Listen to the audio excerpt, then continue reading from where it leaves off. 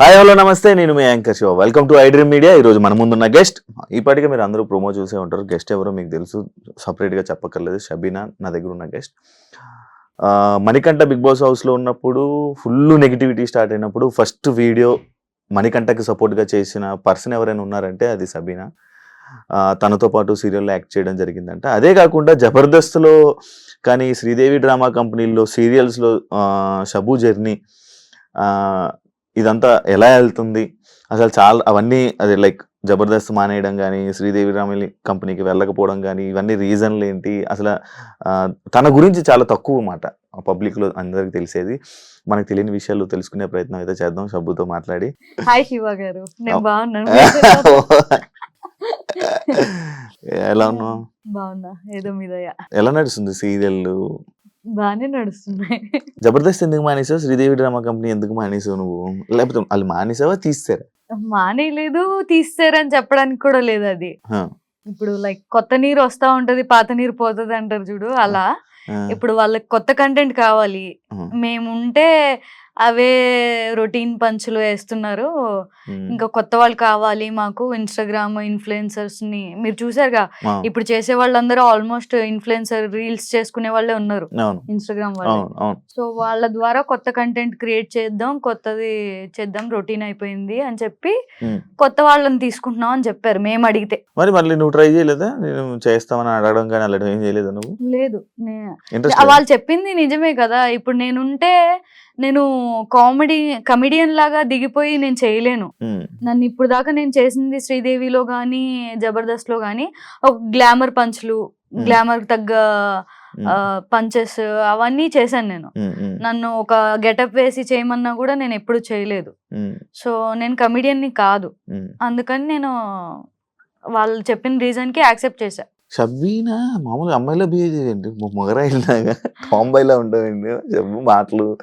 నేను అంతే, నన్ను అలానే పెంచారు. నాకు కూడా అలా ఉండడం చాలా ఇష్టం.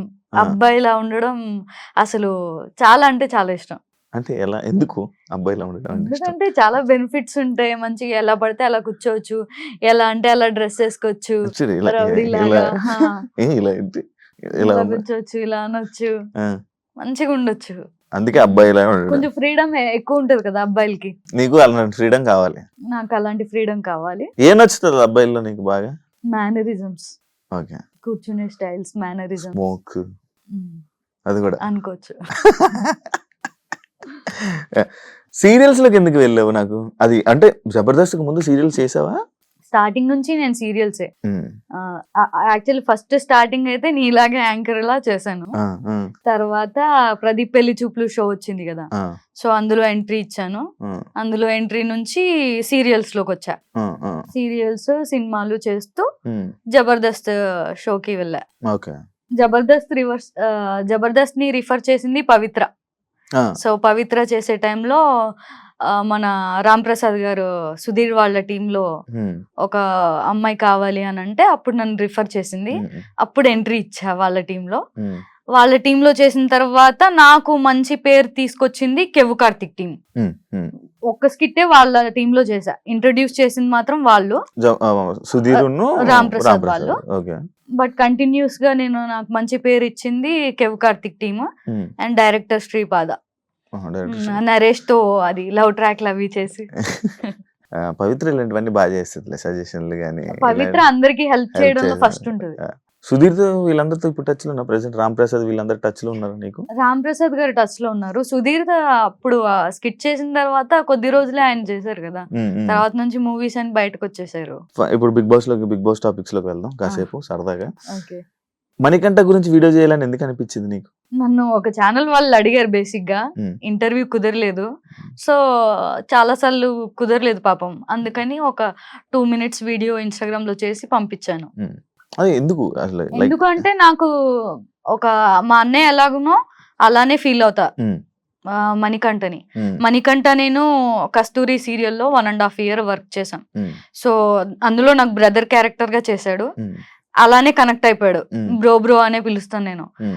తను కూడా తనకి యాక్చువల్లీ ఎవరు లేరు ఏది షేర్ చేసుకున్నా అన్నా. నిజంగా ఎవరు లేరా? ఎవరు లేరు. మా తాతయ్య తాతయ్య అండ్ తను కలిసి ఉండేవాళ్ళు. స్టెప్ బ్రదర్ సిస్టర్ వేరే ఇంట్లో ఉండేవాళ్ళు. ఓకే. సో తినికి ఒక ఇంట్లో తను సీరియల్స్ చేసుకుంటూ తన కెరియర్ చూసుకునేవాళ్ళు. ఓకే. సో అంత షేరింగ్ ఎక్కువ ఎవరు ఉండేవాళ్ళు కాదు. నాతో కనెక్ట్ అయ్యి నాతో పంచుకునేవాడు ప్రతిదీ. ఏం పంచుకునేవాడు? నార్మల్గా ఏం షేర్ చేసుకునేవాడు? మామూలుగా ఇంట్లో కష్టాలు ఎవరికైనా ఏముంటాయి. ఇప్పుడు తన ఇంట్లో అయితే బేసిక్ గా మదర్ చనిపోయారు. మదర్ చనిపోయిన తర్వాత నుంచి స్టెప్ ఫాదర్ తో అంత రిలేషన్ బాలేదు. సిస్టర్ తో కూడా అంత రిలేషన్ లేదు. తాతయ్యతో రిలేషన్ ఉండింది.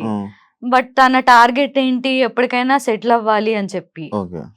సో అందుకని సీరియల్స్ లోకి ఎంటర్ అయ్యాడు. సీరియల్స్ చేసేటప్పుడు కూడా చాలా బక్కగా ఉండేవాడు. టెన్షన్స్ మరి అది చాలా పికప్ అయ్యాడు. తన పాత ఫొటోస్ చూపిస్తే మీరు చూస్తే షాక్ అయిపోతారు. నా దగ్గర లేవు, తన దగ్గర ఉన్నాయి. అప్పుడు చూపి వాళ్ళ మమ్మీ చనిపోయినప్పుడు గుండుతో లైక్ స్కెలిటన్ లాగా ఉన్నాడు. స్కెలిటన్ లా ఉన్న మనిషి జిమ్ కెళ్ళి ఒక సీరియల్ ఆర్టిస్ట్ కి ఒక క్యారెక్టర్ కి సూట్ అయ్యే విధంగా పికప్ అయ్యాడు. అంత మోటివేట్ అయిన మనిషి తను. అలా సీరియల్స్ చేస్తున్న టైంలో సెటిల్ అవ్వాలి అని చెప్పి లవ్ కమ్ అరేంజ్ చేసుకున్నాడు. Love come arrange marriage. అందరు అరేంజ్ మ్యారేజ్ అనుకుంటున్నారు. లవ్ చేసి అరేంజ్ మ్యారేజ్ చేసుకున్నాడు. సో అందరిని ఒప్పించి. ఇప్పుడు యుఎస్ లోనే వాళ్ళ వైఫ్ యుఎస్ లో ఉండే. అవును, యుఎస్ లో. యుఎస్ నుంచి ఎందుకు వచ్చాడు? రీజన్ చెప్పాడా? వాళ్ళు పంపించేసారా? లేదు పంపించలేదు. అక్కడ ఏం లేదు కదా వర్క్. తనకి సమ్ వీసా ఉంటదంట కదా అక్కడ వర్క్ చేయాలంటే. ఆ వీసా ఇప్పిస్తా అని చెప్పి తను చెప్పింది వదిన. సో ఆ వీసా సమ్ ప్రాబ్లమ్స్ వల్ల అప్లై చేయడం, ఆ ప్రాసెస్ జరగడం అదంతా జరిగింది. ఈ లోపే కన్సీవ్ అవ్వడం, పాపని టేక్ కేర్ చేయడం అండ్ ఆ కన్సీవ్ ప్రెగ్నెంట్ ని ఏమంటారు, అదే ప్రెగ్నెంట్ లేడీని తనే దగ్గరుండి చూసుకోవడం అవన్నీ చేశాడు పాపం. ఎవరు ఉండరు కదా యుఎస్ లో చూసుకోవడానికి. తనే తన వైఫ్ ని దగ్గరుండి చూసుకున్నాడు. పాప పుట్టింది. ఇంకా అప్పటికి మళ్ళీ వాళ్ళ మమ్మీ చనిపోయినప్పుడు ఎలా ఉండేవాడో అలా అయిపోయాడు మళ్ళీ. అక్కడ ఉండడం వల్ల, యుఎస్ లో ఉండడం వల్ల తను అక్కడే మొత్తం చూసుకునేవాడు. వీడియో కాల్స్ చేసేవాడు నాకు. వాళ్ళ ఇల్లు చూపించేవాడు. తను చేసే పనులేంటి, మార్నింగ్ లెగంగానే కాఫీ ఇవ్వాలి, టిఫిన్ చేయాలి, లంచ్ చేయాలి, డిన్నర్ రెడీ చేయాలి, పాపకు పాలు పట్టాలి, ఇవన్నీ చెప్పేవాడు, చూపించేవాడు నాకు. అరే ఇలా అయిపోయావు బ్రో, ఏంటి బ్రో అంటే వస్తాను, మళ్ళీ వస్తాను, కంబ్యాక్ ఇస్తాను అనేవాడు. బిగ్ బాస్ హౌస్ లో నాకు మా ఆవిడ కావాలి, మా పిల్ల కావాలి, మా స్టెప్ ఫాదర్ కావాలి, మా స్టెప్ సిస్టర్ కావాలి, వీళ్ళందరూ కావాలి అని ఎందుకు అన్నిసార్లు అన్న? నాకు రీజన్ ఏంటి అంటే ఈ మధ్య కాలంలో కొన్ని ఇష్యూస్ జరుగుతున్నాయి తనకి, తన వైఫ్ కి. సో ఆ ఇష్యూస్ వల్ల డివోర్స్ వరకు వెళ్తుంది ఇష్యూ. డివోర్స్ వరకు వెళ్తుంది. తీసుకోలేదు డివోర్స్ వరకు వెళ్లే సిచ్యువేషన్స్ వచ్చాయి.